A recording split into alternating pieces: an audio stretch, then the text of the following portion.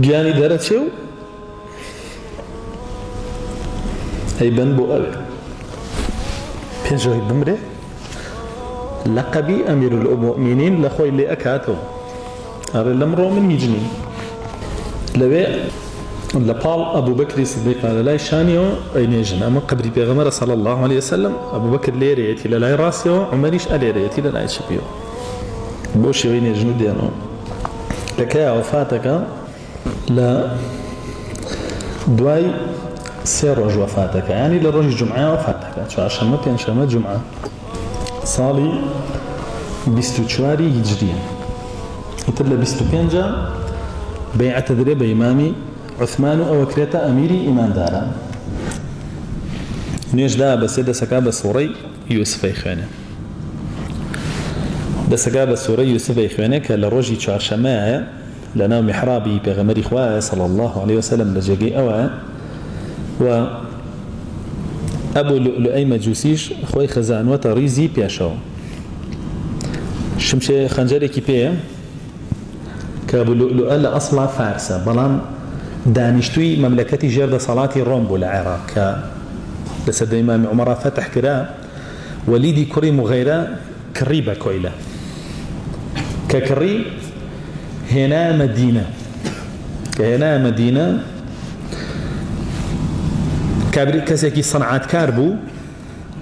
مکاتبەی مغەیرەی کرد مغەیرەی کوڕی شوعبە وتی ئیش ئەەکەم زیاد لە حەد لەوەی کە تۆ بۆم دیاریەکەی بۆی خۆم بکڕمەوە لێت ئەوە بوو مغەیرەی کوڕی شوعبە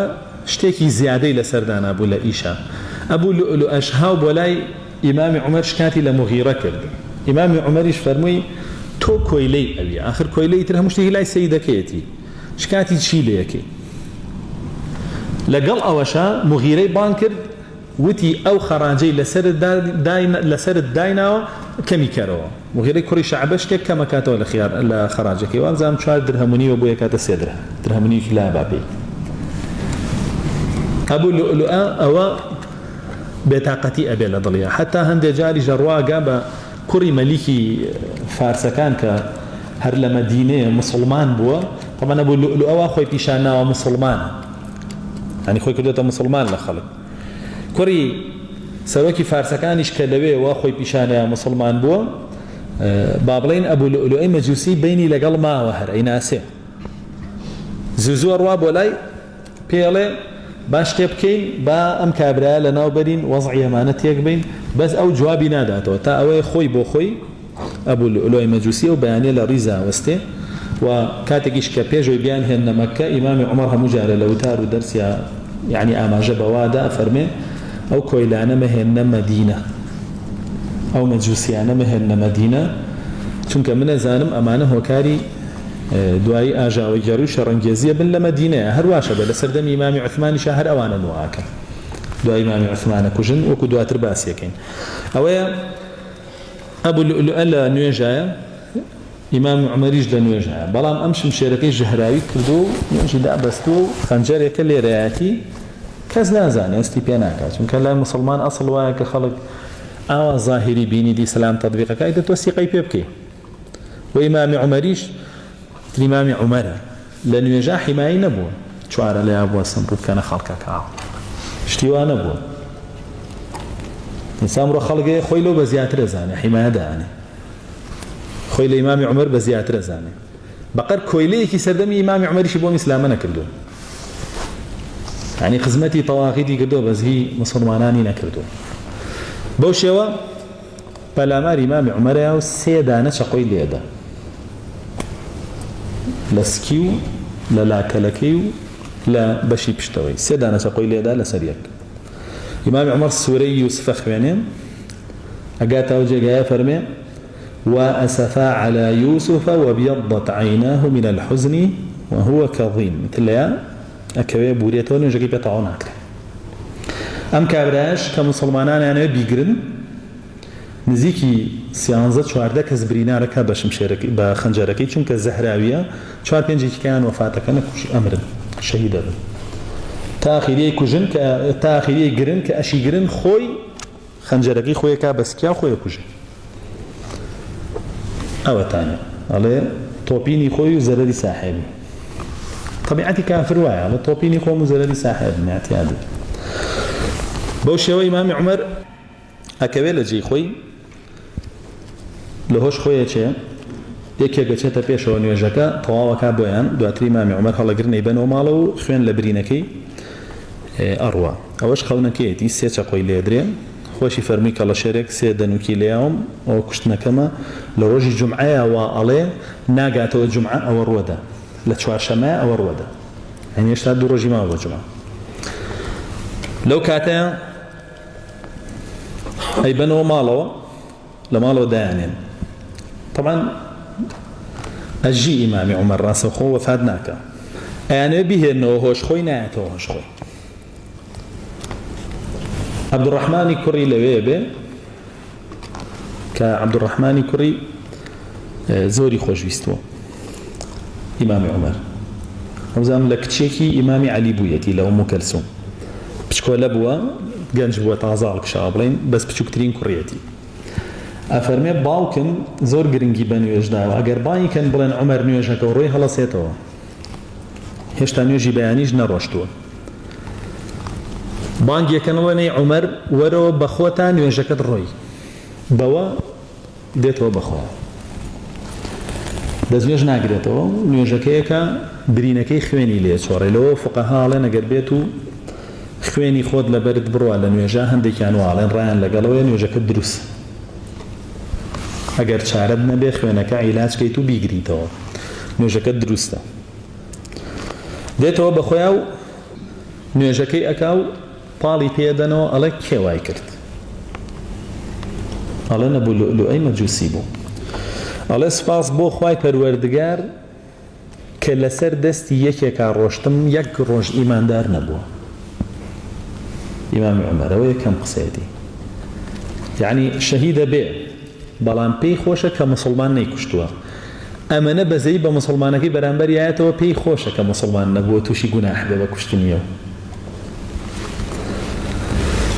ئەفەرمێ سواسی پەروەردگارەکەم کە لەسەر دەستی ئەوە ڕۆشتم نەک لەسەر دەستی مسلمانێکە قەبەحەه الله خوا قێزەون و ناشرینی بکە خوای گەورە قێزەون و ناشرینی کردووە ئەبوو لؤلؤەی مەجووسی لە دڵی هەموو مسلمانێکە بەڵام بۆ خۆی لە ئێران مەرقەدێکیان بۆ کردو لای ئەوان جوانە لە کاتێکاوە ئەو نییە چکە لە مەدینە خۆی خۆی کوژێ و لەوێ کەلاکی فڕێدرێ ئیمامی عومەر پێشەوەی گیانی دەرچێ وەسیەت ئەکا بۆ مسلمانان کە شورایەک پێک بهێنن بۆ هەڵبژاردنی خەلیفە لە دوای خۆی کە ئیمامی عوثمانە و ئیمامی عەلیە و طەلحەیە و زوبەیرە و عەبدوڕەحمانی کوڕی عەوفە سەعدی کوڕی ئەبی وەقاسە باسی سەعدی کوڕی زەیدی کوڕی نوفەیلی تیانیە لە هەندێک ڕیواەتی ترا ئەوی تایە دوا ئەوە مسلمانان لە لای ئەڕۆن و دکتۆر دێ شیری ئەداتێ شیرەکە لە شوێن برینەکانی مەعیدەیەوە دێتە دەرەوە ناوەستێ لە سکیە ئیتر بە عەبدوڵای کوڕی عومەرە فەرمێ حازری با بڵێن ناشتن و کفنکردنی ببن چونکە ئەو تەواوی تر ناژێ عەبدوڵای کوڕی عومەر بانگەکە نەسیحەتی ئەکا طبعا هاتووە لە حەدیثەکانە کە کێ دێ بۆ لای و چۆن دێ بۆ لای و حتا ئیمامی عەلیش دێ بۆ لای ابن عباس دێ بۆ لای ابن مسعود دێ بۆ لای خەڵکی زۆر دێ بۆ لای هەمووی باس کراوە حەفسەی کچی دێ لە خۆی ئەدا لە خۆدان نا بڵێن هاوارەکە وەکو بڵێ ئەی باوکە گیان ئەوە چی و لێ بەسەر هاتۆ ئەمانە ئیمامی عومەرە فەرمێ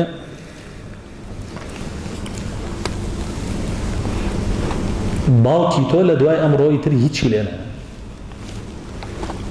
نایە وردە وردە نزیکە بێتەوە لە گیان الله سەری لەسەر ڕانی عەبدوڵای کوڕێتی ئەفەرمێ سەرم دانێ ئەڵێ بۆ باوک ئەڵێ بیخە سەر عەرزەکە ئەڵێ بۆ ئەڵێ باخوا بیبینێ بە زەلیلی بە زەی پیاما بێتەوە جاڵە بچە بۆ لای عایشە ئیزنی لێ وەرگرە بڵێ عومەر نەڵێ ئەمیر المؤمنین چونکە من لە ئێستەوەیتر ئەمیر المؤمنین نیم بڵێ عومەر ئیزن ئەخوازێ لە لای دوو هاوڵەکەی بنێژنی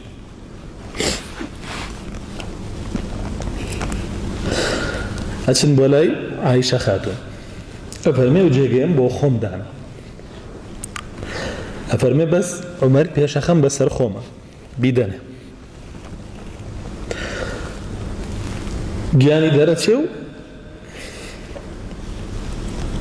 ئەیبەن بۆ ئەوێ پێشەوەی بمرێ لەقەبی ئەمیر المؤمنین لە خۆی لێ ئەکاتەوە ئەڕێ لەمڕۆ من هیچ نیم لەوێ لە پاڵ ئەبوو بەکری سیدیق لە لای شانیەوە ئەینێژن ئەمە قەبری پێغەمبەرە صلی الله عليه وسلم ئەبوو بەکر لێرەیەتی لە لای ڕاستیەوە عومەریش ئەلێرەیەتی لە لای چەپیەوە بۆ شێوەی نێژن و دێنەوە لە کەیە وەفاتەکە لە دوای سێ ڕۆژ وەفاتەکە ینی لە ڕۆژی جومعە وەفاتەکە چوارشەممە پێنجشەممە جومعە ساڵی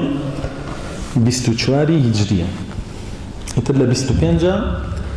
بەیعەتە درێ بە ئیمامی عوثمان و ئەوە کرێتە ئەمیری ئیمانداران